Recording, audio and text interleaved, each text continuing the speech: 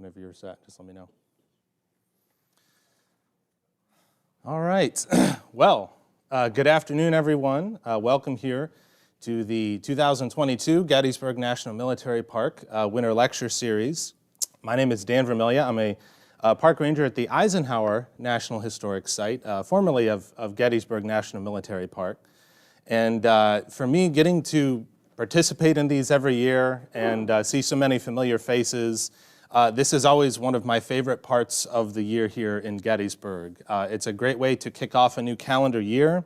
It's a great way to explore some new topics and dive into some of the many angles here that make this such a rich place in American history. I do want to thank you all for being here and for your attendance today and for supporting the park. I do want to remind you all that tomorrow, my good friend and colleague John Hoptack will be presenting his winter lecture, I believe, on Fantasyland. So come on out and explore that. And if you can't come, just remember that we are live streaming these on the Gettysburg National Military Park YouTube channel. I do also want to thank everybody for masking up today and maintaining social distancing. We very much appreciate that and your cooperation and participation with that, as that allows us to keep presenting these programs live and in person. Our topic today is one that I am very interested in and very excited about. I think it's a fascinating topic that gets to what makes Adams County, Pennsylvania such a fascinating place for history buffs, for historians, for those who are interested in the American story. This is a town here in Gettysburg that has so many interwoven layers of history. And Gettysburg National Military Park, Gettysburg National Cemetery, and the Eisenhower National Historic Site are all part of that. We're all interwoven together in many, many different ways. And I think that Dwight Eisenhower choosing Gettysburg to be the only place that he and Mamie would own a home together is a very, very significant thing. And that one kind of gets into what I want to focus on here in our program today. What makes a place home? Home is one of these words that we use every single day. We use it throughout our lives, but do we ever pause and think about what it really means to us? What makes a place home? It could be many, many different things. For Dwight and Mamie Eisenhower, they actually had many homes in their lives together, but their Gettysburg farm right next to the Gettysburg battlefield was the only place they actually owned together, the only place they really, truly called home during their many years together. But home can be many different things. A home can be where we were born, such as for Dwight Eisenhower in Denison, Texas. A home can be where we grew up. For Dwight Eisenhower, that would be Abilene, Kansas. Here is his boyhood home. That is where the Eisenhower Presidential Library is located. And that is where Dwight and Mamie and their firstborn, their little boy, Icky, are all buried. Home could be where we went to school. For Dwight Eisenhower, that would be West Point, of course.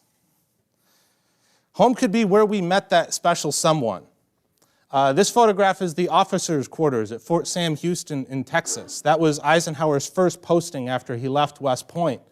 And in the autumn of 1915, that's where he met Mamie Geneva Dowd. It's also where he, coincidentally enough, was stationed on December 7th of 1941 when he received the news of the attack on Pearl Harbor, the news that would change his life. Home can also be where we work. One of the many places where Eisenhower worked was right here in Gettysburg, Pennsylvania, in 1918 when he was assigned to Camp Colt on the Gettysburg battlefield, the World War I tank training camp here on the grounds of Gettysburg National Military Park.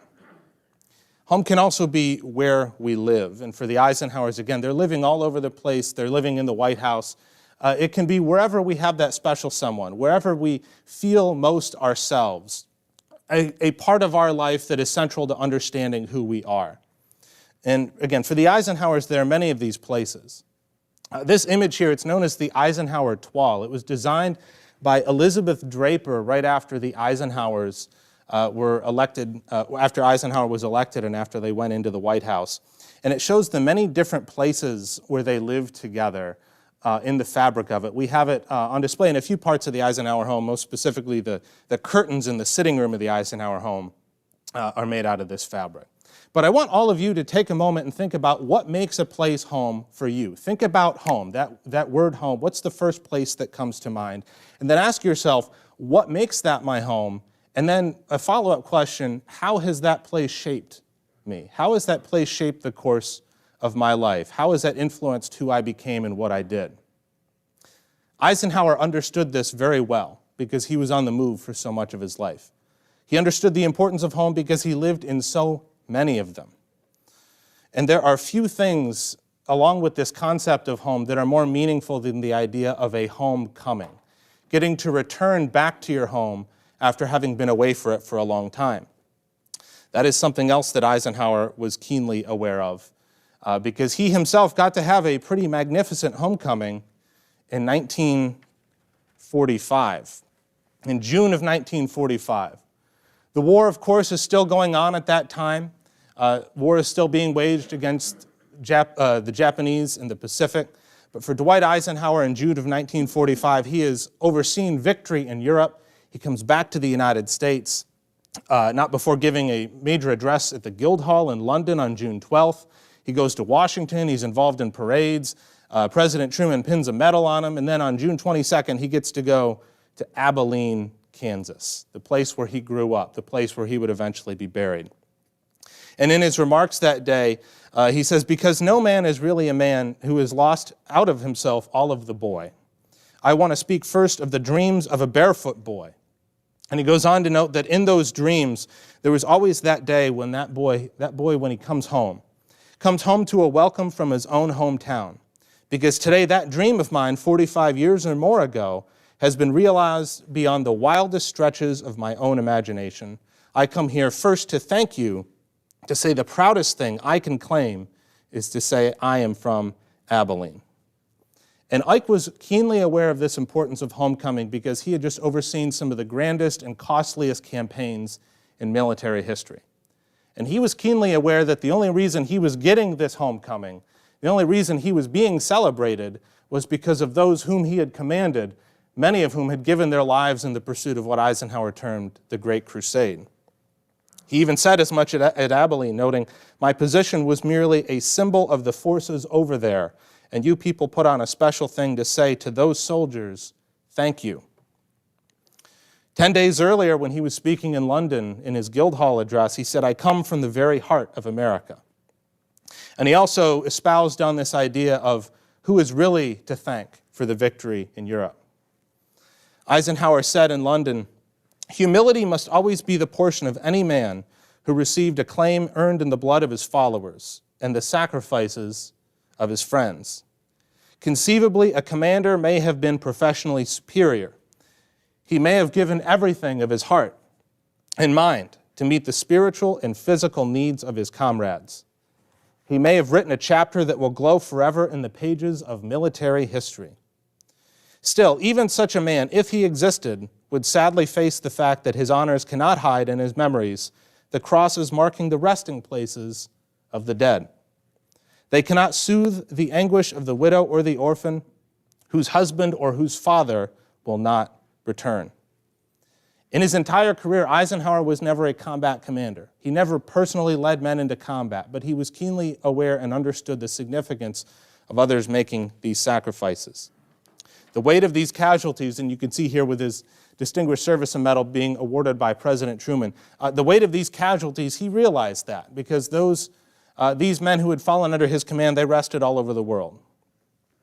Tunisia, North Africa, where Eisenhower got his first experience leading Allied forces in World War II. The island of Sicily in the Mediterranean. Perhaps his most famous campaign, Normandy, Operation Overlord, the D-Day invasion in June of 1944. His costliest battle, the Battle of the Bulge in Belgium, where many of the fallen are now buried at the Henri Chapelle United States Military Cemetery, still in Belgium. And yes, some of those who are buried here in Gettysburg, Pennsylvania. Our program today is about the meaning and importance of home, and specifically we're examining it through the lens of the native sons of Adams County who fought and died in World War II. This was a county that saw great bloodshed and sacrifice throughout its history. In 1863, it saw the bloodiest battle of the American Civil War. During World War II, Adams County was very much impacted. There was Camp Sharp, the psychological warfare training camp. There was a German prisoner of war camp. There were military groups doing staff rides on the battlefield. There were even talk of scrap metal drives that would impact the monuments on the battlefield. But the biggest way that Gettysburg and Adams County were impacted by the Second World War was the same way that every other American county was impacted by the Second World War, and that its sons and daughters who grew up here were part of the millions, the some 16 million Americans who served in uniform during the Second World War. Ordinary towns like Gettysburg here in Adams County won the war for freedom in the 1860s, and they won the war for freedom again in the 1940s. It represents every town, Gettysburg represents every town and county across the United States that sent its native sons to fight on foreign seas and continents. And those who we're going to talk about today, some of them were born here in Adams County. Some were born elsewhere and moved here. Perhaps they moved here for their college education. Or they moved here because they met a girl who was from Adams County and they fell in love. Or they moved here for work. Whatever it was, they called Adams County home at various points in their lives, and they were all tied together. They called Adams County home just like Ike and Mamie did. Ike and Mamie would one day live alongside some of these individuals, their widows, their orphans, their parents. They would know them. They knew the same streets and churches. Some of them went to the same church that the Eisenhowers went to. Now, just some rough idea of what Adams County contributed in uniform during the World Wars. In World War I, and we're looking at the 1920 census for the clearest gauge of population here, there were 34,583 citizens in Adams County. Just over 1,000 of them served in uniform, 53 killed or died in service. During World War II, the population was just shy of 40,000. Over 6,000 served in uniform, 6,671 specifically, and 122 were killed or died during service in the Second World War. So these are some of the stories we're going to be talking about here this afternoon in our program. Specifically, we're going to hear the stories of 18 of these individuals, at least 18 of these individuals who died in World War II, and we're specifically going to focus on those who were buried in the Gettysburg National Cemetery. These individuals who hailed from Adams County and then were ultimately calling Adams County their final resting place. And it's certainly not lost on me that they're from this town, they were shaped by this town, and they're also shaped by the history of this town. They grew up in the same place, or they lived in the same place where Abraham Lincoln had in 1863 stood and reminded Americans that there was still a great task remaining before us.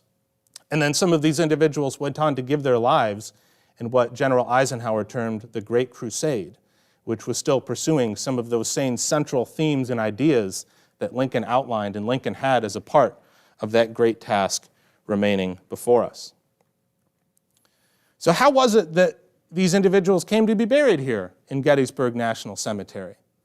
The question of the repatriation of the dead is not our entire focus here today. It's mostly on the stories themselves, but it bears mention. The question is an important one. In the aftermath of World War II, the United States embarked on a really unprecedented effort in size and scale. Certainly it had been done before. The groundwork for returning dead from overseas battles and campaigns had been laid after World War I, where the United States government gave family members, next of kin, the choice of where they wanted their loved one to be buried, and thousands were ultimately brought home. In World War II, after World War II, of the 280,000 American servicemen who were identified, who died overseas during the war, ultimately 171,000 of them were brought home for final burial in the United States. Whether this was final burial in a private cemetery or a final burial in the Gettysburg National Cemetery. More than 60% of the worldwide dead were brought home, and the government paid for it all at the cost of $564.50 per body. Think about that for just a moment. Pulitzer Prize-winning historian Rick Atkinson wrote, this was, quote, an unprecedented repatriation that only an affluent, victorious nation could afford. And I think it says something very profound about the United States and what it fought for during World War II that this was done. This image here is of the USS Joseph V. Connolly in October of 1947, leaving the port of Antwerp, bringing the first group of fallen U.S. servicemen home from Europe. Some of those on this ship in this photograph were buried here in Gettysburg National Cemetery. And what about Gettysburg? Well, this was one of just 2 cemeteries in the state of Pennsylvania that were accepting the repatriation of these World War II dead in the years immediately after World War II. It was a cemetery that was still open. It had seen some burials from the Spanish-American War. It had seen burials from World War I. And the initial round of questionnaires that was sent out asking loved ones where they wanted their next of kin buried, the initial batch sent out was 27,000. And of those, 288 requests came back selecting Gettysburg as their burial choice, which caught the National Park Service off guard. The National Park Service said, wow, that number is very high. The quote from the Gettysburg Times was, National Park Service officials believe it is because of Gettysburg's importance as a national shrine that so many next of kin of World War II dead have requested burial here. Ultimately, it was decided, how many are we going to accommodate here? How many new burial spots are we going to have? They ultimately capped it at just under 600. There would be 590 World War II fallen brought here and buried in the Gettysburg National Cemetery from 1947 through the spring of 1950. And these dead, they're from all theaters of the war, all corners of the war. Some fell in training accidents stateside. We're going to, again, focus just specifically on the stories of some of those who were from Adams County specifically. These individuals who called this county home, again, whether they were born here, or they moved here, or they worked here, or they went to school here, something about this county resonated with them, became their home, and became a vital, important part of their story. And these 18 from Adams County who were buried here, who we're going to talk about, they're in 3 categories. We'll split them up for the purposes of organization here today. Stateside casualties, casualties from the Pacific, and, of course, casualties from the European theater of operations. So first we'll talk about those who are stateside casualties of war. And when I say stateside casualties of war, what do I mean? I mean, these are individuals who are dying in training accidents in the United States during World War II. It did happen. And this is an image of the cemetery in 1944, specifically Section 1, where some of these initial stateside casualties are being interred, along with veterans of World War I and other veterans who are perishing and passing away during the Second World War. Our first individual who we will meet is Sgt Dorsey Decker. Dorsey was the son of Joseph Albert and Olive Decker.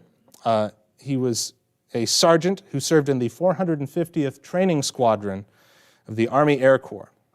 And he was not born here. He was born in Blair County, Pennsylvania in January of 1919.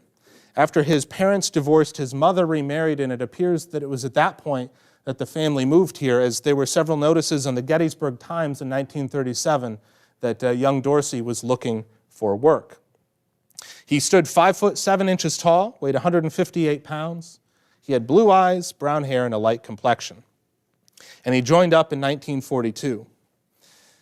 In the 450th Specialized Pilot Training Squadron, Dorsey was nicknamed Buddy, and he had multiple cross-country flights on his resume prior to January of 1944, when he was killed in a plane crash, when his bomber he was flying crashed just outside of outside of Fort Worth, Texas. He was flying from Hendricks Field, Florida, to Fort Worth, Texas. The plane crashed and he was killed. Several days later, his remains were brought back here to Gettysburg, and he was interred in the Gettysburg National Cemetery. One of his comrades came with him. Sergeant Gilbert Help accompanied Dorsey's body home, and he paid tribute to Dorsey, noting, "He was a fine soldier, a mighty good engineer specialist, and an enthusiastic member of the Air Forces. I knew Sergeant Decker a long time. He was well liked by the men, an excellent worker, and was very particular about his ship. He was always a hustler and took pride in his work. He was always doing something to keep his ship in good condition and fine appearance." Dorsey was buried here in Gettysburg in Section 1 of the National Cemetery on January 21st of 1944. The following year, tragedy would again strike the Decker family when Dorsey's brother Harold was killed in action during the Battle of the Bulge on Christmas Day, leading the Gettysburg Times to note in January of 1945 of their mother, Olive, quote, "This is the first instance of known record that an Adams County mother has lost 2 sons in this war." Our next stateside casualty who we will meet is Harold Kinsey, who went to Gettysburg High School. He was born in Reading, Pennsylvania. In 1924, his parents were Paul and Ruth Kinsey, but in 1938, the family moved to Gettysburg, where Paul worked as a superintendent of the Metropolitan Edison Electric Company. Paul was very active in high school. The Gettysburg Times pages are full of references to Harold participating in multiple plays and athletic events. Harold was 6'4", so he played basketball, and he was quite good. He was part of championship basketball teams in the early 1940s. He was also a member of the Christ Lutheran Church and Troop 80 of the Boy Scouts. He joined up in 1942 in the month of December, and he was training stateside, becoming a pilot. He trained at Maxwell Field in Alabama, then in Florida, then in Georgia, and he got his pilot's wings in April of 1944. Harold was killed in a plane crash in 1945, January of 1945, when his plane crashed near Panama City, Florida. The family chose to have him buried here in Gettysburg, and they chose to provide their own headstone, which was allowed. Harold was buried here on February 3rd of 1945. Among the pallbearers at his funeral was Dr. Frederick Tilburg, the chief historian of Gettysburg National Military Park at the time. There aren't nearly as many of these stateside casualties buried here, but certainly Dorsey and Harold remind us that this war was being waged overseas, but there was still a cost happening at home as well. Our next category we will look at, the Pacific Theater, those casualties from the Pacific Theater of World War II, where there were over 111,000 American combat deaths, including over 31,000 naval officers and enlisted men during the Second World War. This photograph here is an American cemetery on Guadalcanal. The first of these who we will meet is Lawrence Woodward, who was a Gettysburg native. Born here in Gettysburg, Pennsylvania on September 17th of 1923.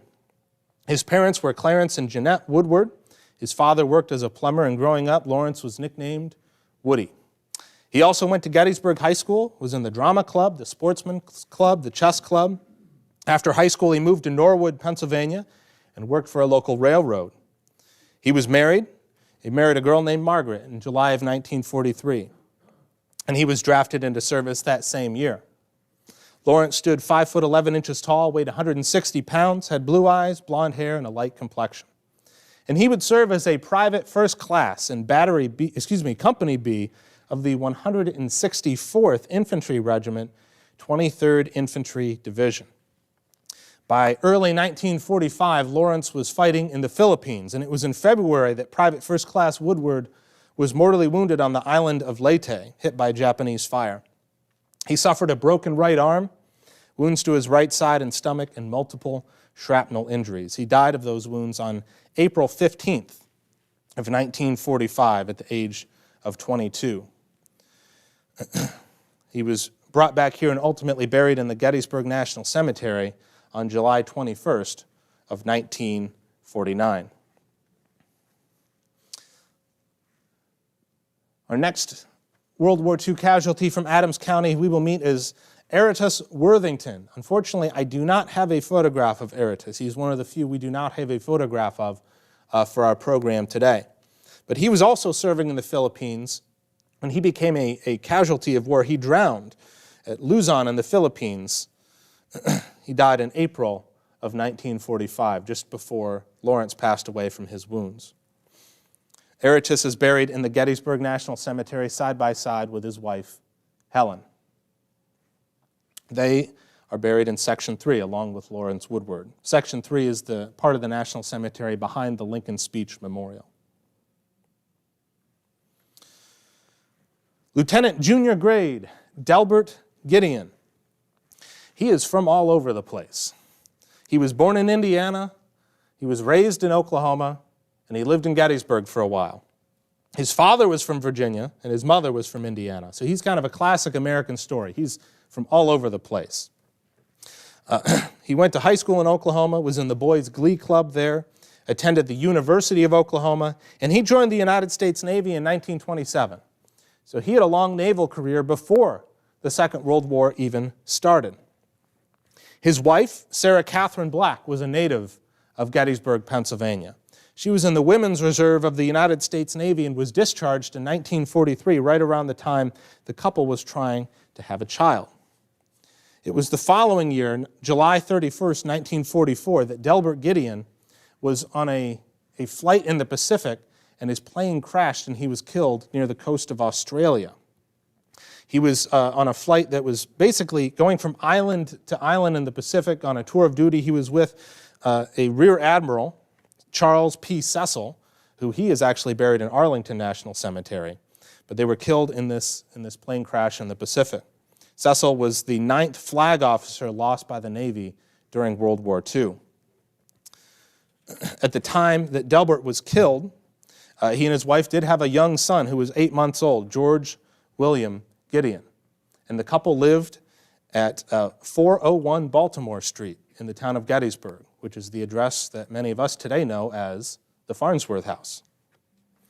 Delbert was ultimately brought back here and buried in the Gettysburg National Cemetery on November 1st of 1947. I should note that his wife, Sarah, and his son, George, after their passing, they are buried in the Evergreen Cemetery. So they are all together on Cemetery Hill. Our next story is one of the many African Americans who are buried in the Gettysburg National Cemetery. Sterett Addison Dorsey, a native of Gettysburg, born here in March 31st of 1926. He was in the Gettysburg High School class of 1946, but he left after his sophomore year to enlist, figuring that at some point he might get drafted and he wanted to enlist first.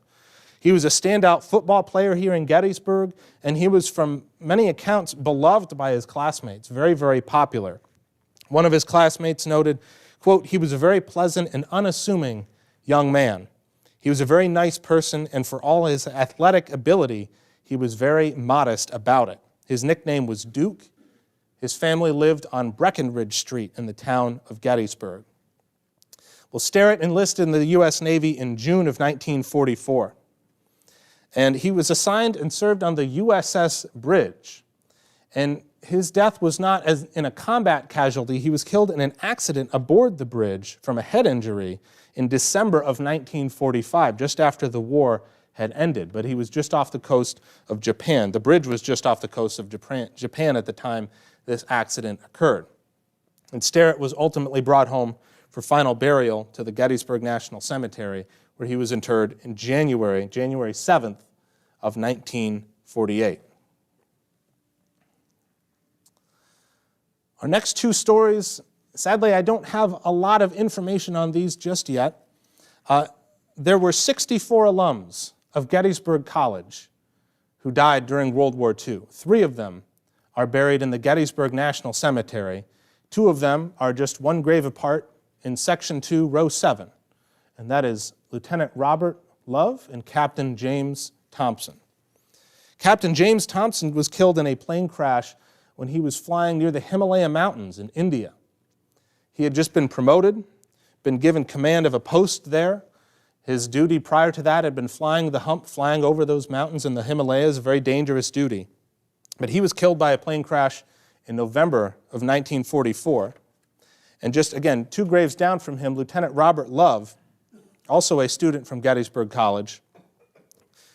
He was killed in a plane crash in Australia, just off the coast of Australia in May of 1942. James was a native of North Belle Vernon, Westmoreland County, Pennsylvania. He had graduated Gettysburg College in 1940, where he was a member of the Sigma Chi fraternity at Gettysburg. Robert Love, he was a native of Chester County, Pennsylvania. And when his plane crashed, his squadron had been flying from Australia and they encountered some bad weather. They tried to turn back and refuel. He was trying to make a landing on a beach, and his plane simply could not make the landing, and he was killed upon impact.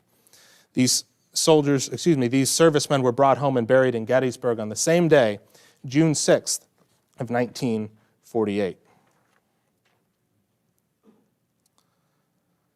As the European theater of World War II was the costliest theater for American forces, it is of no surprise that most of these Adams County natives who were killed during the war were killed serving in the European theater of operations.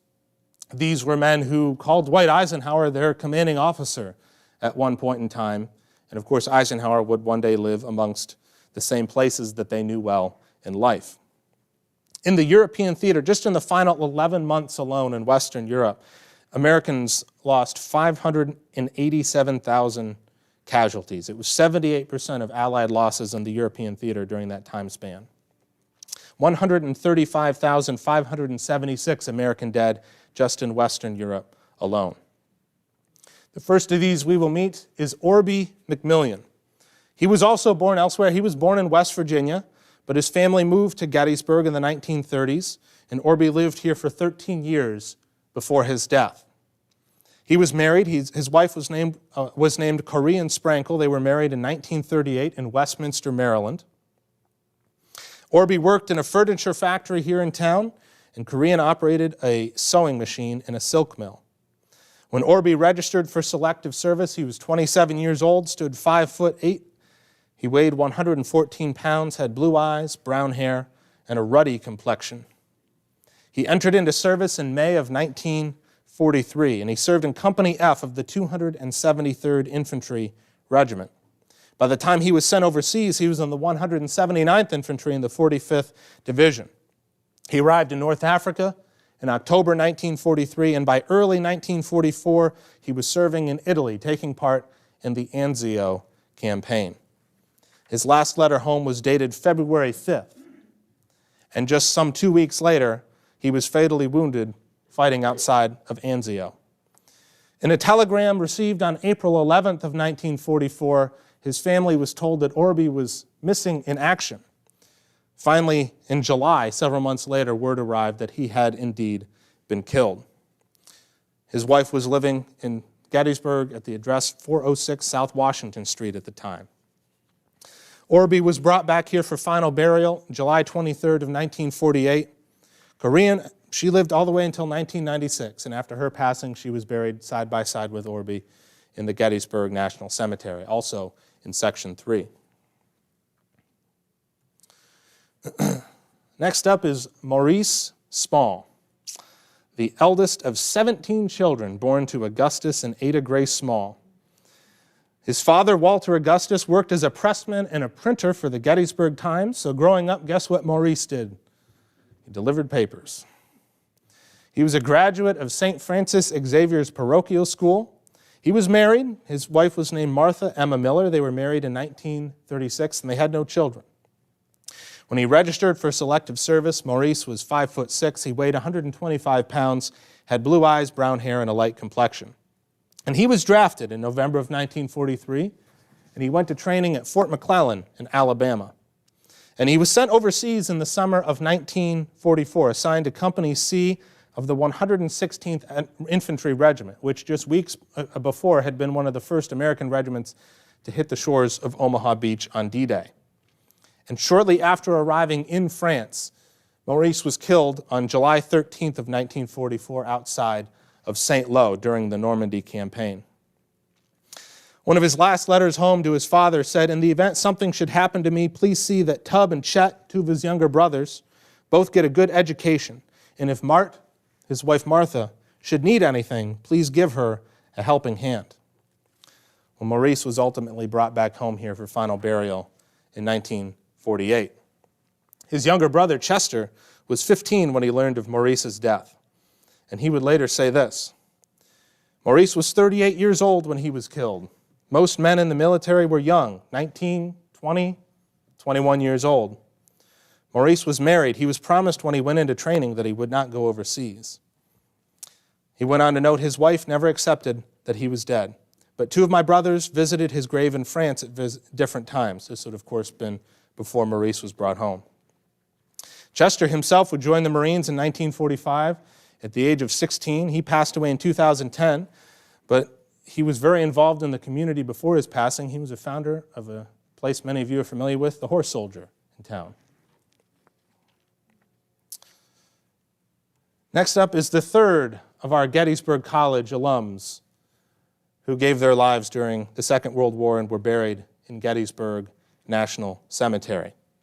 Ralph Logan Staley, an exceptional young man. He was born in Altoona, Pennsylvania in April of 1922. He was a pillar of his community, a member of his local Lutheran church. He was raised in the midst of the Great Depression with hardships. His father, Jacob, passed away in 1936. After graduating high school at the age of 16, he began his undergraduate education at Gettysburg College in 1938. And there he served as an editor for the campus newspaper and yearbook. He was a member of the Student Senate, the men's varsity debate team. He was an excellent student academically. He was in National Honor Societies for journalism, German, education, and history. So this is a standout student and an exceptional young man. And being an avid student of history, it is no doubt very likely that he spent much time on the battlefield, even perhaps walking through the pathways of Gettysburg National Cemetery. After his graduation in January of 1943, he joined up, went to officer training school. By April of 1944, he was an officer, a second lieutenant serving in the 30th Infantry Division, the 119th Infantry Regiment. He arrived in France shortly after D-Day, and on August of 1944, he was killed in action outside of Mortain at the age of 22. His last letter home arrived on August 18th of 1944. And any worries his mother may have had about a lapse in communication were assuaged on August 25th when she got a bouquet of flowers from Ralph. They arrived 4 days after he was killed. He had arranged for them to be sent before his death. They arrived for her birthday. She was told, Florence Staley was told of her only child's death by Western Union telegram on September 11th, 1944. His mother, of course, chose to have Ralph brought back to the soil of his native state here in Pennsylvania. When he was buried in Gettysburg National Cemetery in April of 1949, services were led by the Reverend Dr. Henry Hansen, the president of Gettysburg College. And the pallbearers were all classmates of his from Gettysburg. Private First Class Robert Staub served in the 318th Infantry, 80th Infantry Division. He was born in Adams County, a native of Hanover, or just outside of Hanover, born February 19th of 1920. His father was Ellis Eugene Staub, and his mother was Louise Rebecca.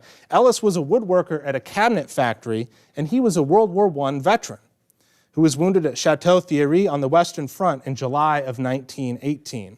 He served as a private in Company D of the 7th U.S. Infantry, 3rd Infantry Division. And Robert was their eldest child out of 5 children born to the couple.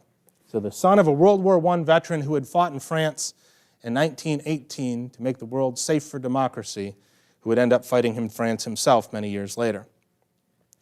When Robert enlisted, he was 138 pounds, had brown eyes, brown hair, and a light complexion. He enlisted in July of 1942 in Harrisburg, Pennsylvania. By July 1944, he was overseas, first in England, and then on to France, where again he served in the 80th Infantry Division. He was killed in action November 16th of 1944. His family chose to have Robert brought back home for his final burial in the Gettysburg National Cemetery. He was interred here June 29th of 1949. 20 years after Robert's death in combat, his father, Ellis, the World War I veteran, he passed away. And he, too, is buried in Gettysburg National Cemetery, several sections away. Again, the father fought in France in 1918 to make the world safe for democracy, and his son fought in France in 1944, giving his life. Today they're buried, not in the same quite section, but still they're buried in the same national cemetery here in Gettysburg, Pennsylvania.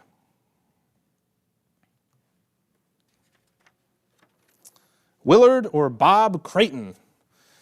He was a tech sergeant in the 79th Infantry Division, born August 5th of 1910. He was born just outside of Hanover in Adams County, but the family lived in Carroll County, Maryland. According to the 1920 census, his father was a farmer. By 1930, Willard was 19, still living with his parents and working in a shoe factory. He would soon move to Littlestown, where he was married. His wife worked in the same shoe company that he did. She was an office manager there. When Willard, or Bob as he was known, when he joined up, he was 5'9", weighed 155 pounds, had gray eye, brown hair, and a ruddy complexion. I do want to pause and say there's a reason why I'm telling you what color eyes these guys had and what color hair they had, because I think it's significant. I think it matters. I think it helps these black and white photographs, or when we don't have the photographs, I think it helps their stories to be more easily seen by us today. He was drafted into the Army in December of 1943, was sent overseas the following year. He arrived overseas in June of 1944. In November of 1944, he was wounded in the shoulder by an artillery shell fragment. He was awarded the Purple Heart, but he went back into combat. And in December 16, 1944, Bob Creighton was killed in action near the Siegfried Light in eastern France. And he was ultimately brought home for final burial here January 26th of 1949.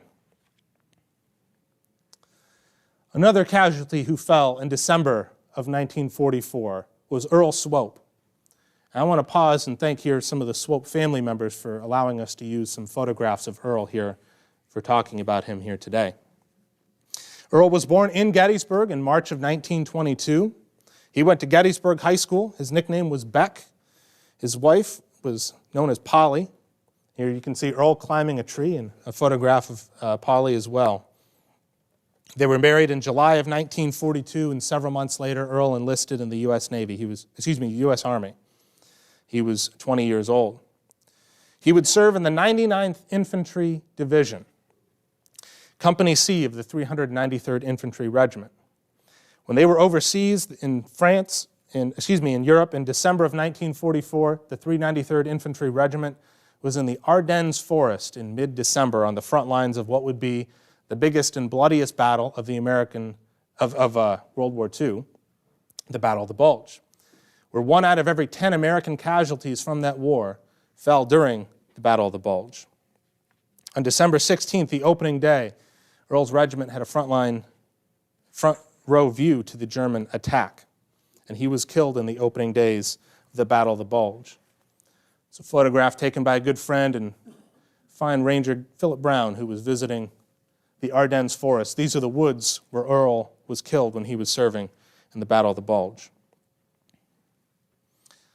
It's a copy of Earl's Purple Heart certificate, again, courtesy of some of his surviving family members.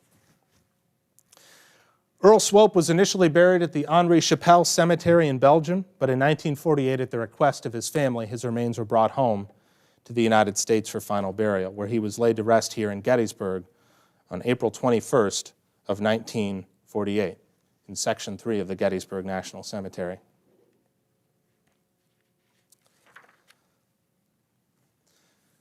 Sergeant Hobart Sterner, a native of Littlestown, Pennsylvania. His parents were Willis and Pauline Sterner. His mother died in 1925 when Hobart was 4. He lived with his father for a while, lived with his grandfather for a while. He was married in July of 1942. He married a girl named Frances in Silver Run, Maryland, and the couple lived in Gettysburg on Baltimore Street. He worked for several local companies, worked on several local farms, and after he enlisted, he was sent overseas. He became a staff sergeant in the 395th Infantry Regiment, 99th Infantry Division. So the same division that Earl Swope served in, just a different regiment. And Hobart was killed in action 5 miles outside of Cologne, Germany on March 2nd of 1945.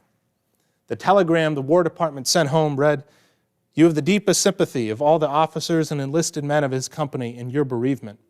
Hobart was held in high regard by all those who knew him. He was a splendid soldier and a man in whom you have a right to be extremely proud. His loss will be deeply felt by many friends. While it is realized that word or pen cannot heal the wounds of a saddened heart, we know that you will share the glorious attitude of all Americans that no sacrifice is too great for righteousness." Hobart was one of those being brought home on the USS Joseph Connolly in that photograph we saw earlier in October of 1947, and he was buried here in Gettysburg, November 22nd of that year. These are some of the Adams County native sons who fought and died in World War II. And it should be noted that not all of Adams County's native sons did come home. Some are still buried overseas.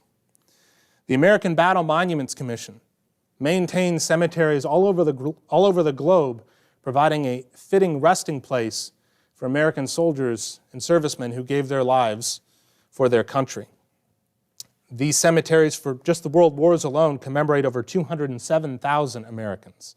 For World War I, the American Battle Monuments Commission maintains cemeteries where over 31,000 Americans are buried and over 4,000 more who were missing in action are memorialized. And for World War II, the ABMC cemeteries are the final resting place of 93,000 Americans, where 79,000 more are memorialized. General Mark Clark, prominent American general in World War II, he went on to say this: "If ever proof were needed that we fought for a cause and not for conquest, it could be found in these cemeteries. Here was our only conquest. All we asked was enough soil in which to bury our gallant dead."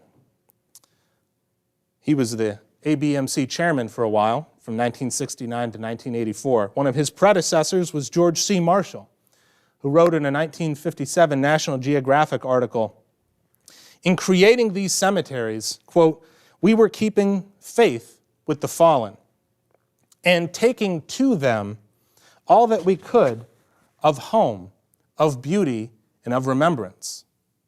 There is it again, that idea of home, taking to them that idea of home, even those who are buried overseas. Marshall wrote also, "With all my heart, I believe that no one who left a son overseas should doubt the fittingness of his final resting place, that he should have for a time unending a part of the ground he so dearly bought is supremely right and fitting." He described these fallen as the sons of every free man. This photograph here is of Normandy American Cemetery. Well, just to note two stories of Adams County native sons who are buried overseas. Lester Weinbrenner, native of Fairfield, he was a tinner and a farmer before he joined up in April of 1942. He served in the 6th Armored Division, which was under the command of General, some of you may have heard of, George Patton. He was a private first class, fought in Normandy in northern France, and then he fought in the Battle of the Bulge, where he was listed as missing in action. He was captured by the Germans on January 4th of 1945. And Lester died in a German prisoner of war camp, March 23rd of 1945. Word was received back home because of a medical officer, an American Red Cross medical officer who was in the camp as well, who was able to pass word of Lester's death to his family. Today, Lester is still buried overseas. He's buried in the Lorraine American Cemetery in Saint-Avold, France, the largest American cemetery in Europe. These photographs are courtesy of the superintendent of the Lorraine American Cemetery, who sent them specifically for us and for this program. Lester does also have a memorial marker at a family plot in St. Joseph Cemetery in Emmitsburg. And we also have to talk about Horace Bushman, Corporal Horace Bushman, a native of Gettysburg, born in August of 1916 to Rufus and Hattie Bushman. His mother died when he was 5. He had varied interests, lots of community involvement. He was really an all-American kid. Went to Gettysburg High School, played varsity football, basketball, and baseball, graduated in 1935. He worked as a pressman for the Gettysburg Times, so he no doubt knew Maurice Small and his family. Was a member of the Gettysburg Fire Company. He was married. His wife was named Marion, married in March of 1942.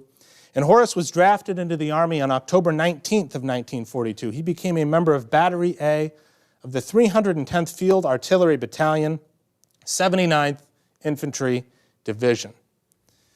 They went overseas in March of 1944, sailing on the RMS Queen Mary. They arrived in France on Utah Beach on June 14th, just days after the invasion. On June 19th, Horace's field artillery battery fired their howitzers for the first time, and just days later, when Horace was driving in a Jeep near an observation post, a German shell struck a nearby tree, killing him instantly. The unit's history recorded Horace's death with the words, it, quote, hit the battery pretty hard, and the men's spirits were low that night. Horace was 27 years old when he died. When news arrived of his death here in his hometown of Gettysburg, the Gettysburg Times put it on the front page. Horace is still buried overseas in Normandy, at the Normandy American Cemetery at Colville-sur-Mer, St. Laurent-on-the-Sea, overlooking the bluffs and sands of Omaha Beach. Plot E, row 24, grave 28. On August 29th, over 250 people gathered at the Gettysburg Presbyterian Church, the same one Dwight and Mamie Eisenhower would one day call their own, for a service to honor Horace, putting his name in gold on the church's honor roll. In the remarks that day given by Reverend Robert Hunt, he said, Horace Bushman gave his life for you and for a world of free men in service of God and country. And he went on to say this. I should note, by the way, those photographs of Horace's grave are courtesy of the superintendent of the Normandy American Cemetery. Horace Bushman, together with a great many comrades, went forth in a great crusade and pledged his life to liberate the enslaved, to overcome the world of force and oppression, in order that men might once more live in freedom upon the earth. He was victorious in this crusade, for by the grace of God he saw men and women and little children freed from the tyrant's yoke. He helped drive fear from the faces of people like ourselves, and to see it replaced with joy, confidence, and a new hope. There's some tinges of the Gettysburg Address in there, I think.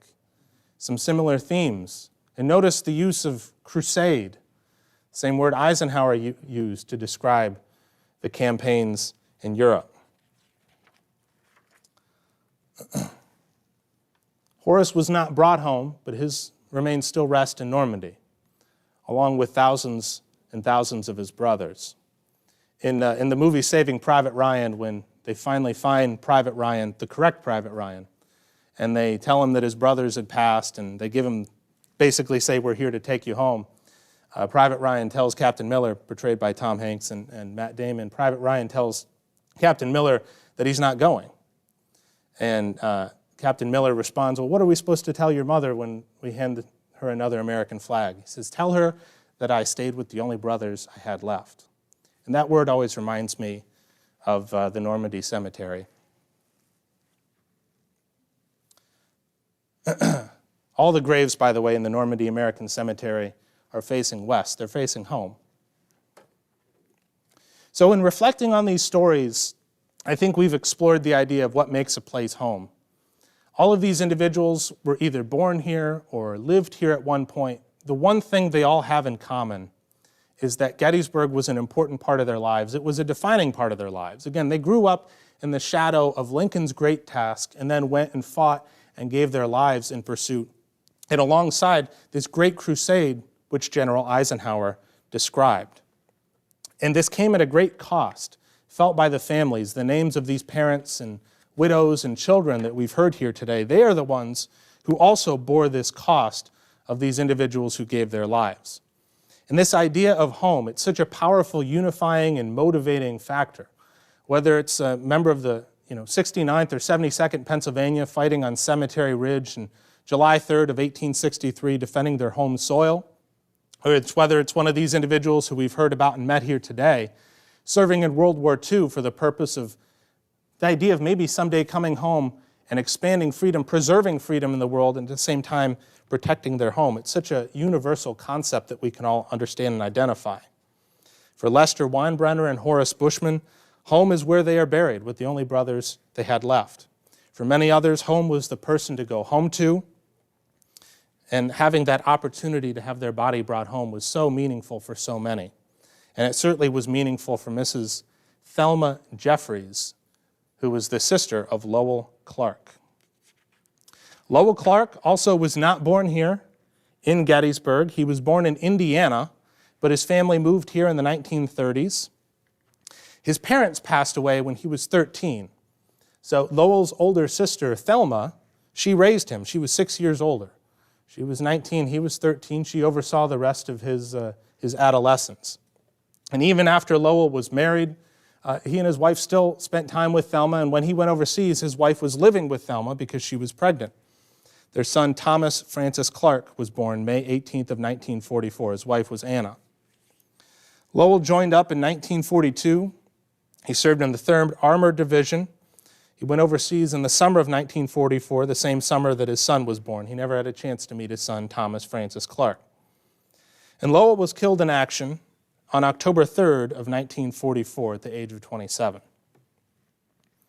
This is Lowell's junior high class photo from Indianapolis, Indiana. And Lowell was ultimately, of course, brought home, buried here in Gettysburg, Pennsylvania. He's the last of our Adams County natives we are meeting here today. He was buried on December 15th of 1947.